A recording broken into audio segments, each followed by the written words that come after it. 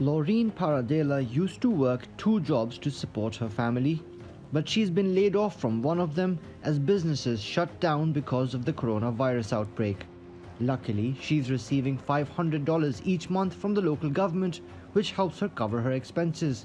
Food, you got food bills, you got to keep a roof over the kids' head, and rent is going up here in Stockton, and the money just it really helps out.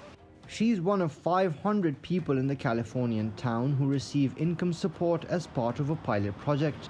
The mayor says so far it's been instrumental in helping people stay out of poverty. I'm surprised about just how many people are struggling. And these are people with good jobs, small business owners, teachers, retired people. He wants to expand the program but needs the support of the federal government to do so. As part of a $2 trillion stimulus package, the government has set aside $250 billion for individuals and families. That means a one-off payment of $1,000 for each adult and $500 per child. But joblessness in the country has shot up, with unemployment claims hitting a record 3.8 million last week.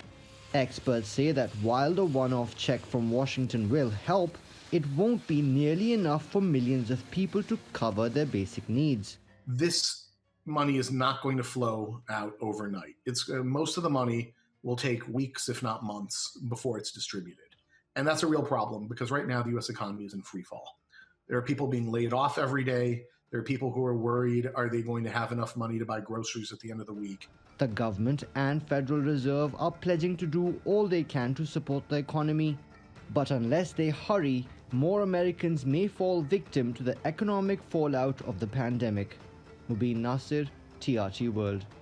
Well, for more on this, Mickey Levy joins us again from New York. He's chief economist for the US and Asia at Berenberg Capital Markets. Welcome back to Money Talks, Mickey. Now, 3.3 million new jobless Americans, I should say. That's more than triple than the previous record set back in 1982. Are you surprised by the magnitude of these jobless figures?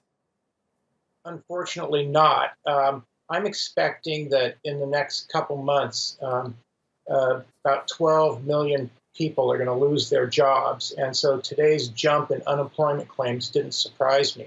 Now, keep in mind, the Congress and President Trump just signed into law this massive income support program where individuals will get checks cut to them, and it'll come out within a couple weeks. To people with incomes up to $150,000. They'll get pretty substantial amounts, $1,200 per individual, $2,400 for married couples. In addition, the unemployment insurance has been enhanced by an extra $600 per week. So there will be income support, but nevertheless, the economy is in a pretty deep recession now.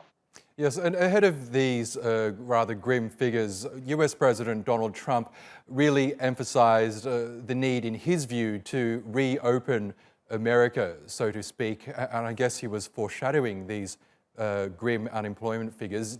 Is that what needs to happen here? I mean, we know that these shutdowns are vital from a health perspective, but obviously they are damaging to the economy. What do you think needs to happen? Well, there's a trade-off, but it doesn't mean everybody should be shut down and not going to work.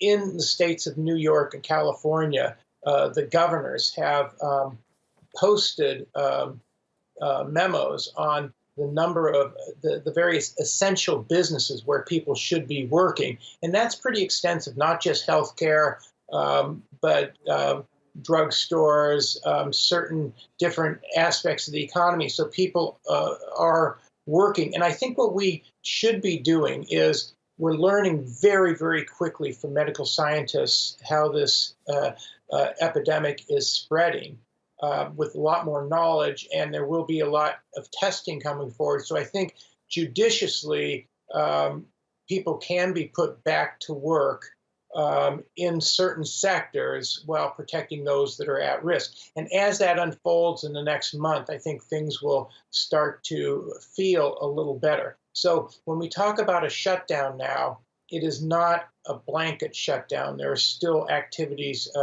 going on in what these various governors in the states identify as essential businesses.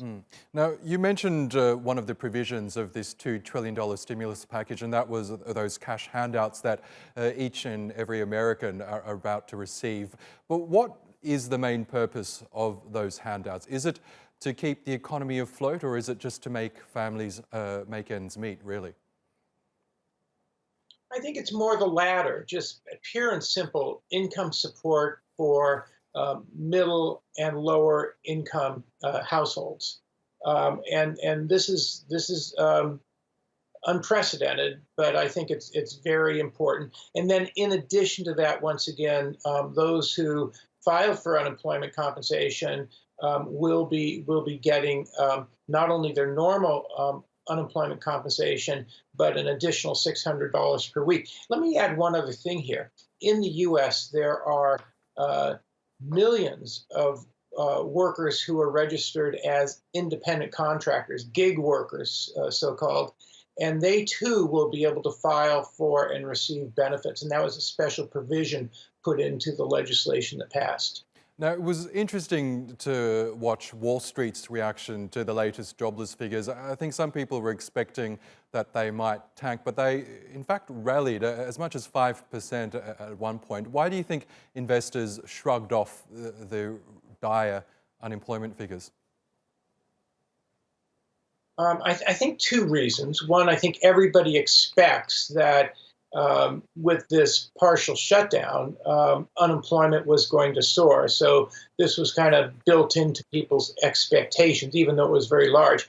And then secondly, just the enactment of this fiscal package that is quite large, much more aggressive than what President Obama put in place in response to the financial crisis 2008-9.